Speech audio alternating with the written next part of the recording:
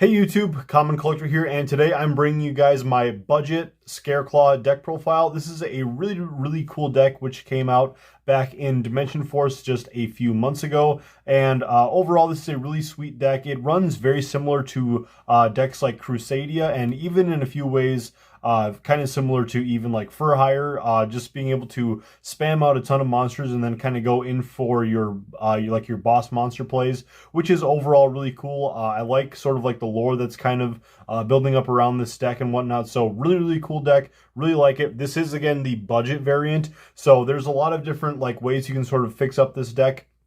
And we will sort of go through that as we go along here, but we will get on into the deck profile. But before we do so, just don't forget to subscribe to the channel if you guys are new here for more deck profiles. We got probably a few good GOAT format deck profiles coming up soon, as well as just obviously modern format. So anyways, starting off with basically our best main deck monster in the deck, which is going to be the Reichart, or Scareclaw Reichart. This is a really nice card. All of these Scareclaw main deck monsters have the ability that they're able to special summon themselves to a zone that is either adjacent to or in the same column as another Scareclaw monster. So just really nice to be able to spam these guys out for extra Link, Synchro, or XZ material. We are playing just like a whole bunch of different kind of extra deck mechanics. So again, this deck just has so many different routes that you can go with it. So if you guys want to play more of a Synchro based deck, or you want to focus more on the links and stuff, you guys can sort of fix your extra deck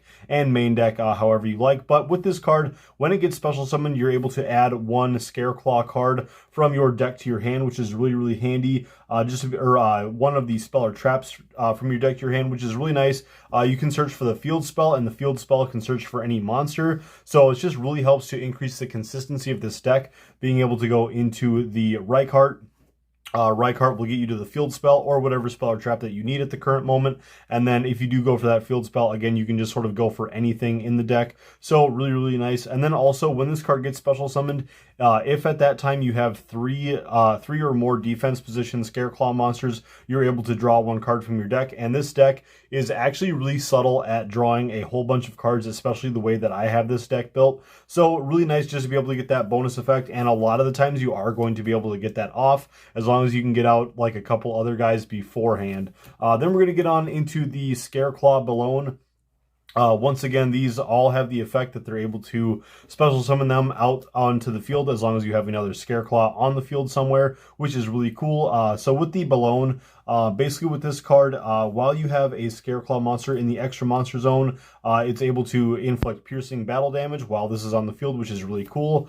We'll then get on into the 3 copies of Acro. We are just maxing out on all of the Scareclaw monsters for now, seeing as how there's only 4 of them, so that gives us 12 names. So then with the Acro, with this card, you're able to increase the attack of one of your extra monster zone monsters by 300 attack for every defense position monster on the field. So just nice way to help increase the attack of your monster. We are just trying to get the Scareclaw Tryhard, which is our main win condition boss monster, trying to get him as beefy as we can, so that we can try to OTK our opponent, or at least get rid of as much of their advantage and life points as possible every single turn. Then we're going to go on into our 3 copies of Astra. Astra is really nice because with this card, your monster is able to attack once for every of your Scareclaw monsters that is in defense position. So really nice to be able to go in for this card and then be able to have like 2 or 3 of your monsters in defense position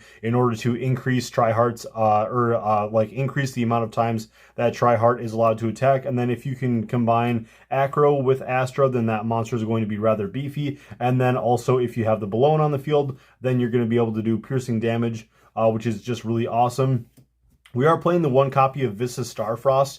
A lot of people play this at 3 or 2. I'm playing it at 1. So there's just a lot of different ways you can mess around with this. This is not like totally focused on as a synchro variant, and we will sort of get to other reasons why. But mainly there's just a ton of different ways you can get to Vista Starfrost, and that you can bring it back from the graveyard or just even recycle it. So overall, just playing the 1 copy is fine. And because this is the budget variant, I thought it just made sense. This card is honestly not very expensive expensive right now.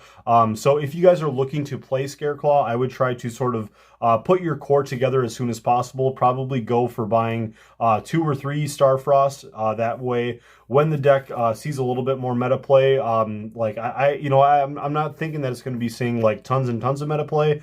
However, it is going to be getting new support in Power of the Elements, so it's still just not a bad idea to pick up extra copies of Starfrost if you're sort of playing on a budget. Buying it now is going to be better than buying it later. So then we're going to get on into our 3 copies of Parallel Exceed. This is just a nice way to get extra bodies on the board for Synchro, Link, or XZ's plays. Then we're going to go on into our 3 copies of Rescue Cat. Rescue Cat is so good because it's able to get you into just 2 free of your names. And then, like I said, these cards can all special summon themselves out onto the field to another zone that is next to a Scareclaw monster. So that means you can just go Rescue Cat, normal summon, and then get 2 free guys out onto the board. And then you're able to get out more guys from your hand, which is really cool.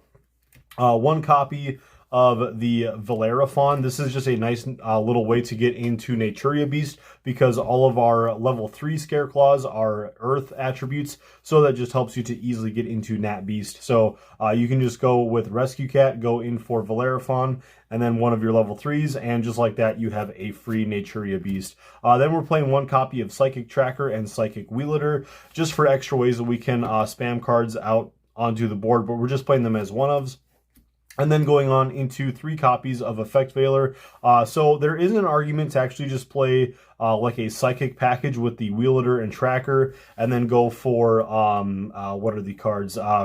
Playing Ghost Ogre, and then also playing E-Telly. However, I wanted to go with the Effect Veilers because our Scareclaw Triheart, our main boss monster, is unaffected by the activated effects of defense position monsters. So that means that your opponent is basically going to be trying to take you out with Link monsters.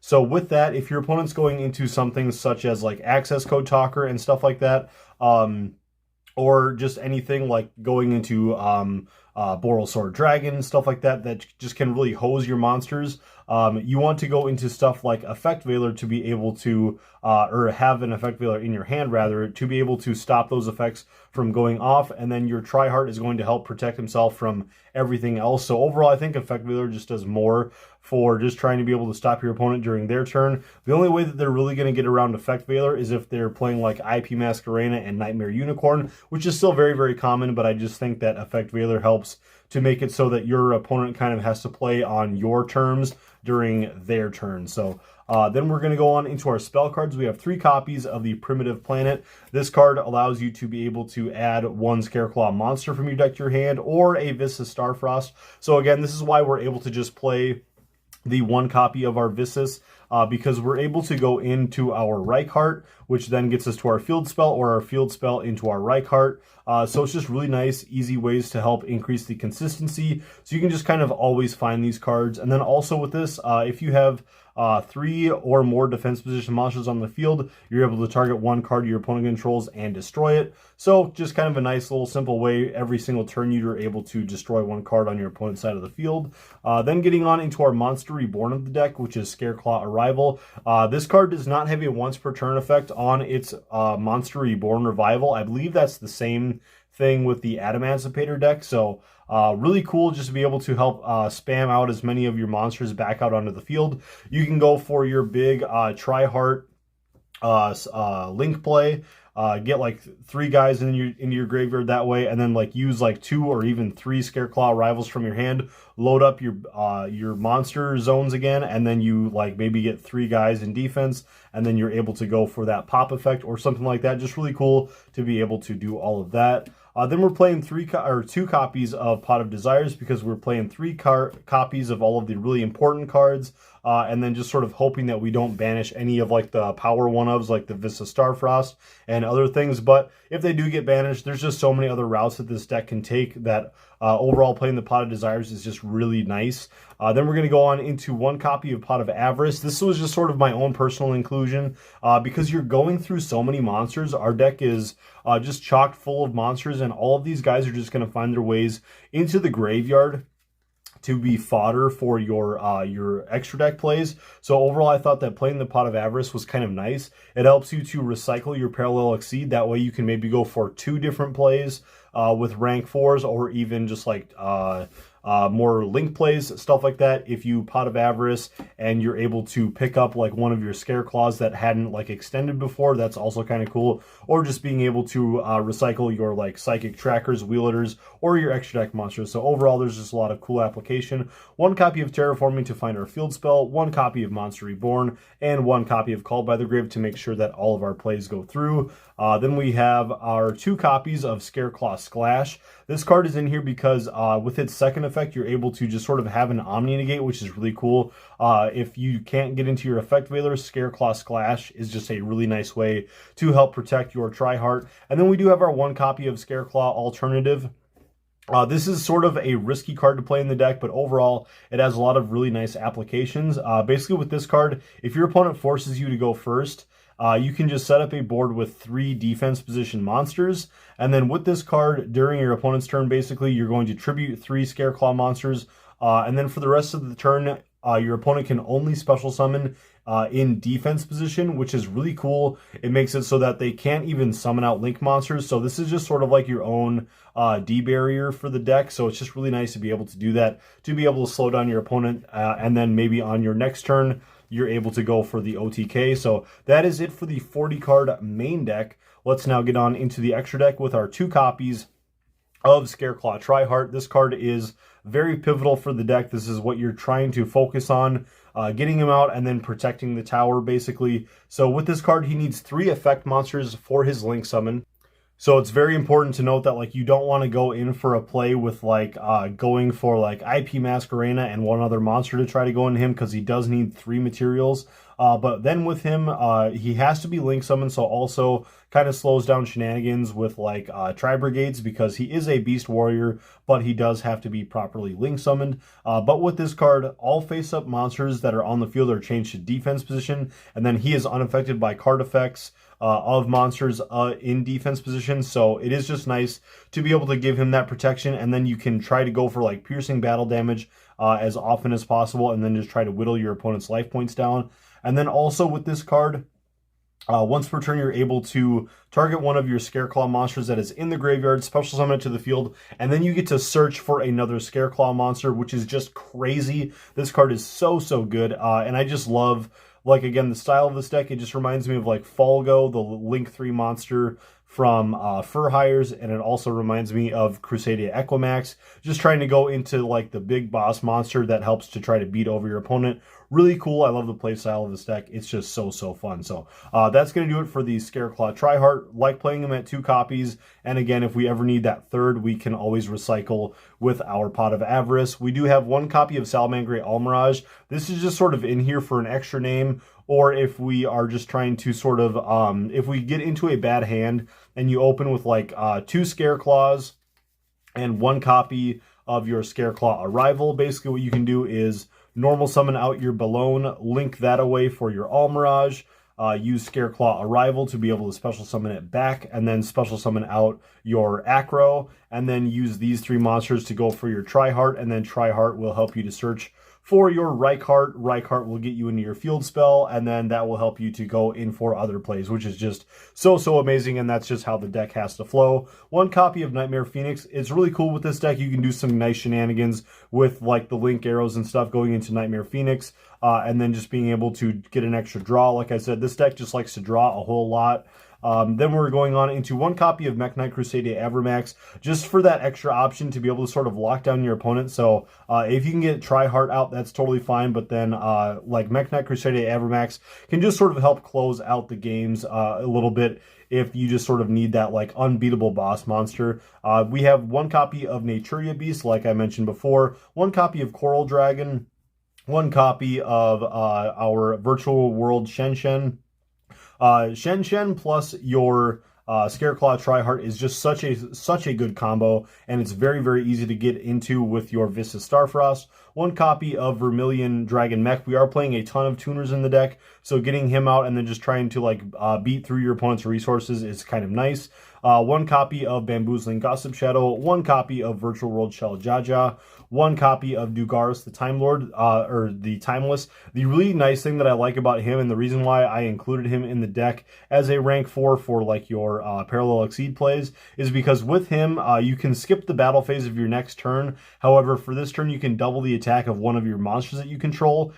So with that, you could like theoretically use his effect to increase the attack of Tryhard, or double it, make him a 6,000 attack beater that can attack multiple times, or attack with piercing damage with like the effects of your Acro, Balone, or the Argo. Like, just really nice to be able to just to be able to use their effects plus the Dugaris to just be able to close out a game really, really quickly is so nice.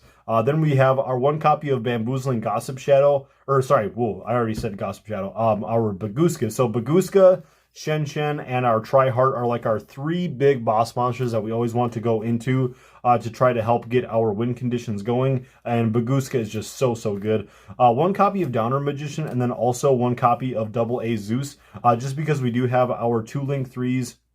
The Jaja and the Gossip Shadow are just so nice for being able to either stop Nibiru or get around big tower kind of monsters, like if your opponent has out something like Red Eyes Dark Dragoon or the like. Jaja is just really nice to be able to get around those kind of things. But anyways, guys, that is going to do it for this budget Scareclaw deck profile. This deck is going to change up quite a bit, especially once Power of the Elements comes out. I am definitely thinking that I'm going to be doing like a competitive version of this deck once that new support does come out, because I think it's actually going to be really, really solid. So thank you guys so much for watching. Again, don't forget to subscribe to the channel if you guys haven't already, and we'll see you guys for the next profile. Peace.